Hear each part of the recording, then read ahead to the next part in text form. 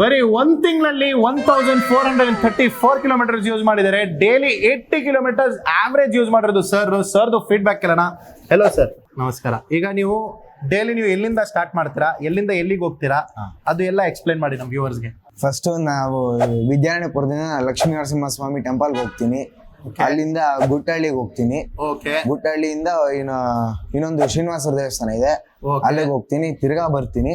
ತಿರ್ಗಾ ಬಂದು ಕೇಟಿಗೆ ಹೋಗ್ತೀನಿ, ಕೃಷ್ಣನ ದೇವಸ್ಥಾನ. ಅಲ್ಲಿಂದ ತಿರ್ಗಾ ನರಸಿಂಹಸ್ವಾಮಿ ಟೆಂಪಲ್ಗೆ ಬಂದ್ಬಿಟ್ಟು ತಿರ್ಗಾ ವಿದ್ಯಾರಣ್ಯಪುರಕ್ಕೆ ಬರ್ತೀನಿ.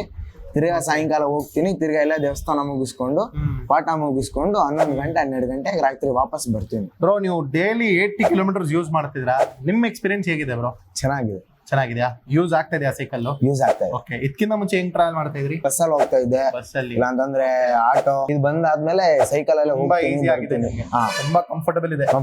ಈಗ ಫುಲ್ ಎಂಜಾಯ್ ಮಾಡ್ತಾ ಇದ್ದೀರಾ? ಓಕೆನಾ?